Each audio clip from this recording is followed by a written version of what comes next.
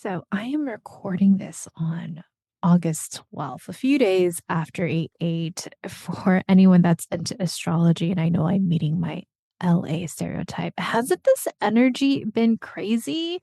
Now, if you're not into astrology, if you don't believe in it, completely understand. But I will say, everyone I've been talking to, friends, family members, clients, myself included, ooh, the energy is crazy. And if you don't know what has been happening recently, it was both Lionsgate and Mercury retrograde, which means we have been in a moment individually where we are fixing and upgrading things in our life. So, what does that mean?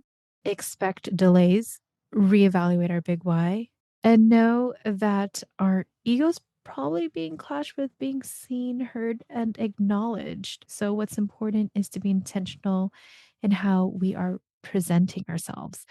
And I share all that because that's literally a text message I sent to my friend because I posted something on Instagram stories and she was like, Elaine, you just posted this to about this after therapy. I know I feel like I'm just talking randomly. Oh, yeah. It's because I posted this quote by Adam Grant, reposted it, where it says, personality is how you respond on a typical day. Character is how you show up on a hard day. It's easy to demonstrate generosity, integrity, and humility when things are going well. But the question is whether you live by those values when the deck is stacked against you. And I am sharing that quote. By the way, I did not plan to say any of this, even though I brainstormed what I was going to say before this, because I've just been in tuned with how I'm feeling, how other people are feeling. And in this age of AI, I think it's more important to be human and to share what's been going on. And this episode is, yes, talking about how to lead when you're the only, because it's been a conversation I've been having with a lot of leaders that I work with lately, as well as friends. In my background, I was born the only. I was the first one born in this country from my family who immigrated here from the Philippines. I am the only girl in my family besides my mother, but I have two brothers. Growing up in grade school, I was often the only or few girls who played with a boys group as a tomboy. I would rather play basketball and dodgeball. Wasn't a huge fan of handball or and foursquare, even though I would do it. And just growing up, I always felt like I thought about life and things differently. I remember being as a teenager, even in my 20s, I would meet people older than me. They're like, you have an old soul. And now that I'm older, no one's saying that I have an old soul because I'm old now. And when I graduated college, I left California, moved to the Midwest, working on political campaigns where I was the only woman of color, person of color, and became a director at 21, managing five men. I was the only. I led teams and projects in my 20s and was often questioned because I was the youngest, only woman of color, only person of color. And despite all that, my friends, I was still able to raise $11 million as a former fundraiser. And throughout my career, and I would even say, because I did a lot of volunteer work for nonprofits, mentoring kids when I was a teenager, throughout my life, I always got asked for help on how to navigate being the only. So, in this episode, I want to share how to navigate being the only while still earning respect and making an impact. Because the truth is, when you are the only one at the table, you are representing so many voices that aren't there yet. And I don't know about you, but I want to be able to help open the door for them too. So I'm not the only one in the room all the time. All right. Grab your coffee, tea, and/or boba, and let's drop the beats.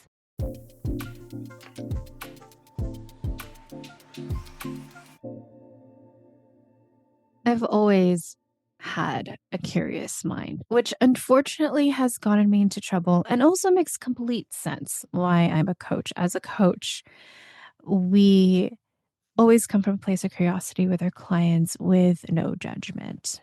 Although we do tend to judge ourselves a lot. And I'm going to be graphic a little, but even when I was a kid, I remember when I was 5, I went into a grocery store and I saw a knife. I was like, oh, how sharp is this knife? And yes, me, 5 years old, I remember. I was like, let me just graze my finger on this knife. And guess what? I got a cut and I was bleeding. That's what happened with my curiosity. And as a teenager, I would challenge my dad at the dinner table. And because I had raging teenage hormones, that meant I was yelling or slamming the doors. Sorry, dad, I'm older now and we have a great relationship, but always questioning the why. It's always been a part of who I am. And as a Filipino first gen immigrant, I've constantly navigated this tension between blending in and honoring myself. And honoring myself has often meant speaking up, even when I'm the only one doing it. So, in this episode, I am going to talk about strategies. And I'm counting right now. Yeah, I got 6 strategies for you on what you could do to lead when you are the only. The first one, prep before each meeting. Remember, what's your goal? What's the goal from each person in the meeting? How does each person like being communicated to? And how have I done this into play? Well, I recently pitched and got this contract with a company to create an online course on communication using Muay Thai martial arts to discuss how to deal with conflict. Because I noticed with this company, they have a lot of great content, but a lot of them are just sitting down talking. And how I pitched it, I created a memo and talked about UGC, which is user generated content, how that's the new thing. And it's more important now, where actually people, audience members are engaged 8.7 more times and it's more impactful than a talking head. Like I had a four page memo, bring out stats and sources, and your girl got the contract. In addition to that, another course on the way, and then we're talking about 3 other courses. So before you get into a meeting, think about the value add you can provide.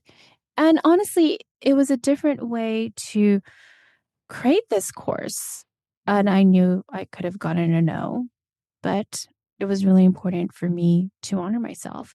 I also want to share, as a business owner, there are times I have pitched really great ideas and I've been said no to, and that's completely okay.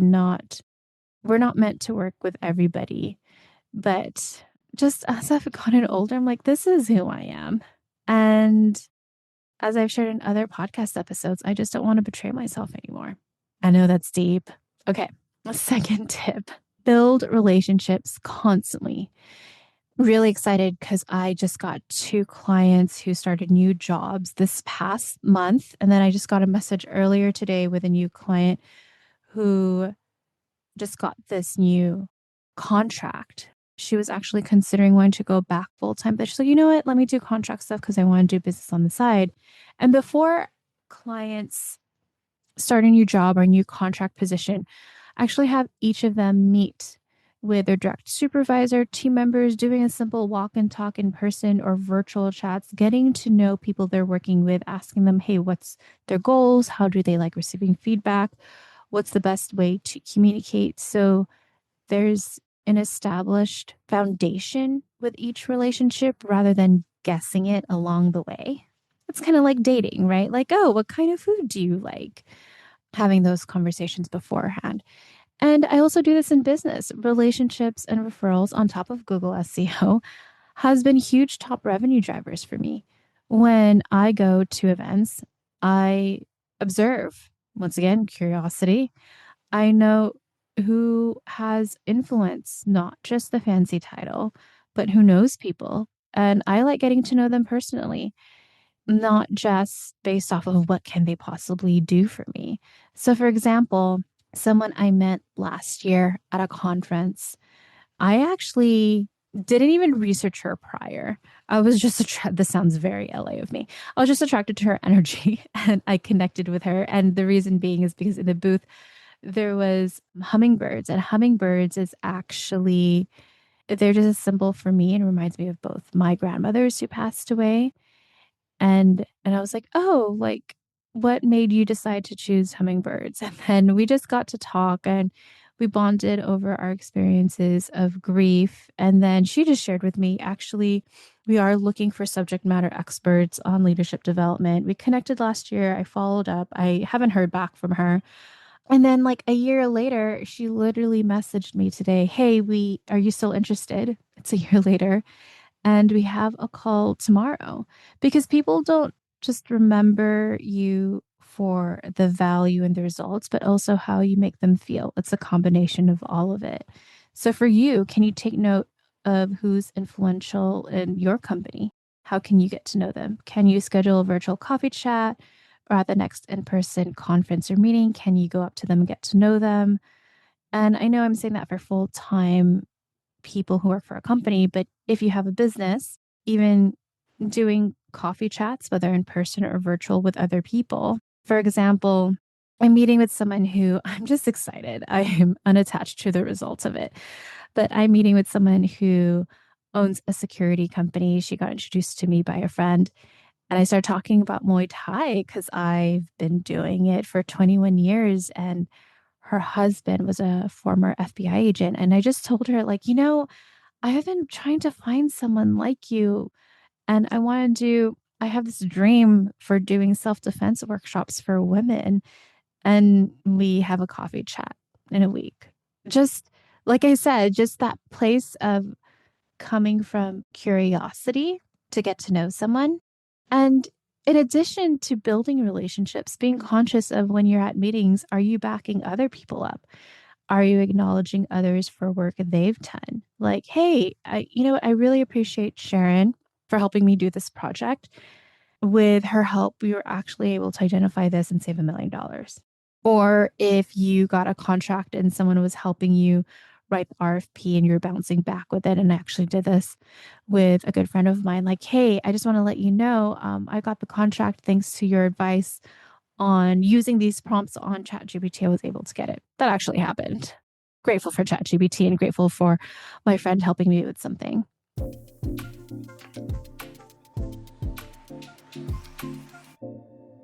I know this episode is so good. And you're like, how can I get more of this? Well, I have a newsletter that comes out every Thursday that's free, fun, and full of real talk. It's a live journal Zanga on leadership and life with actual scripts, behind the scenes stories, and lessons from mistakes I've made so you don't have to for work and life. Just go to elainelou.com/join. That's ELAINELOU.com/join.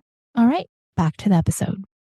The third tip is have a value add sheet, brag sheet. Don't forget to toot your own horn, right? Like if it wasn't for you, you wouldn't have been able to secure a $2 million contract.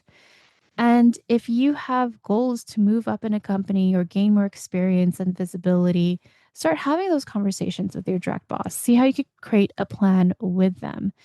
And for you, as you've continued to make wins and accomplishments, whether you work for somebody or for yourself, make sure you update things on your LinkedIn, your resume, on your website. I recently found out I passed the 20,000 client threshold and I updated both my LinkedIn and Instagram.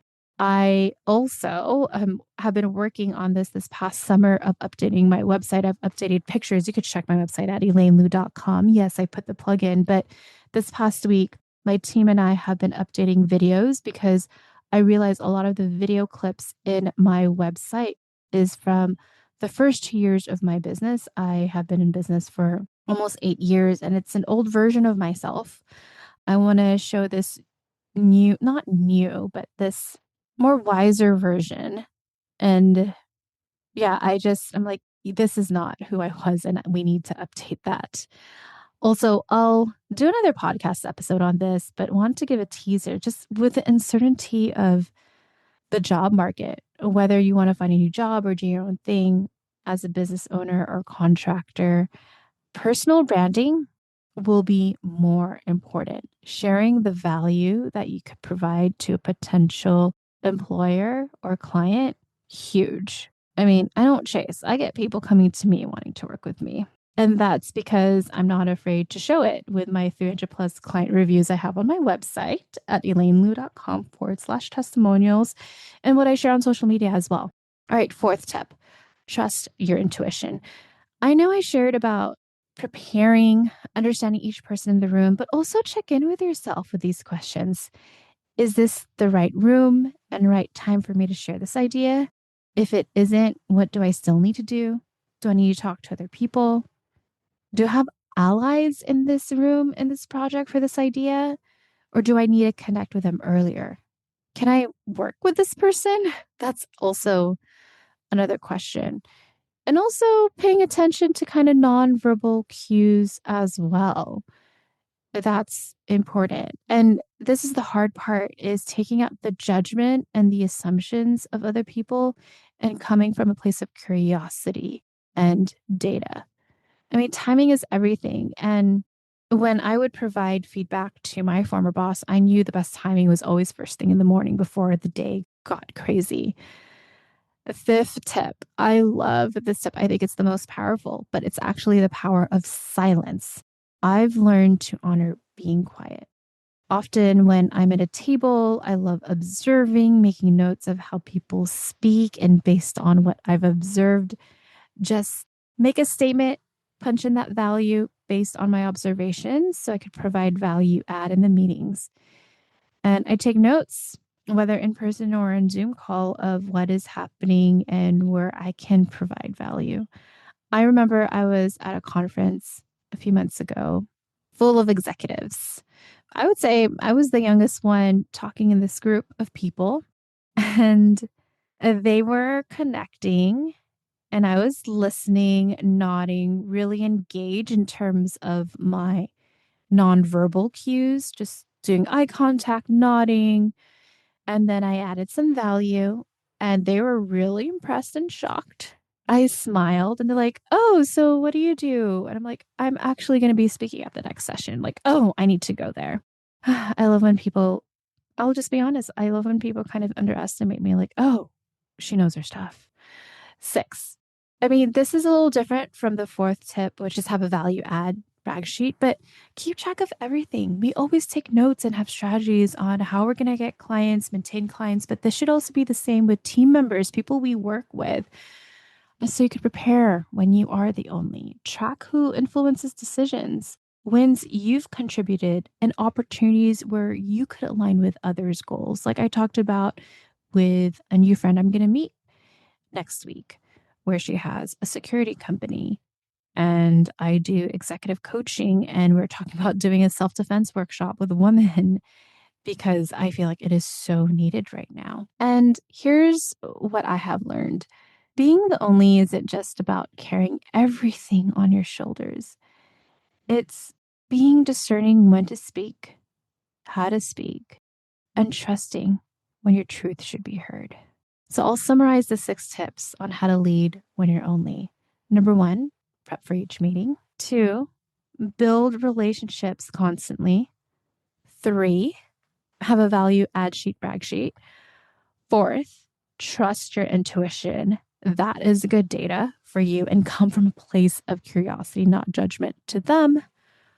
5th, use the power of silence. It is my favorite. I've been using it more as I've gotten older. And 6, keep track of everything.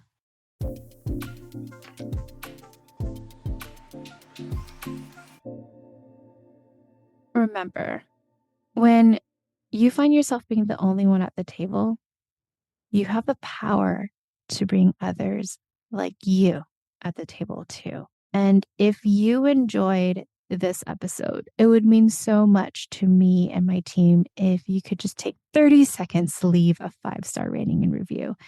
It would just help more incredible leaders like you to find this podcast and know they're not alone. And if you love this specific episode on how to lead when you're the only, share this with a friend or two. Send them a message on why they should listen. And if you are ready to go deeper, whether it's building executive presence and navigating high stake rooms, or creating a career or business that feels like yours, then let's talk. You can schedule a call with me at elainelou.com/call. That's ELAINELOU.com/call. So until next time, take up space, take your seat, and know you're not carrying it all by yourself.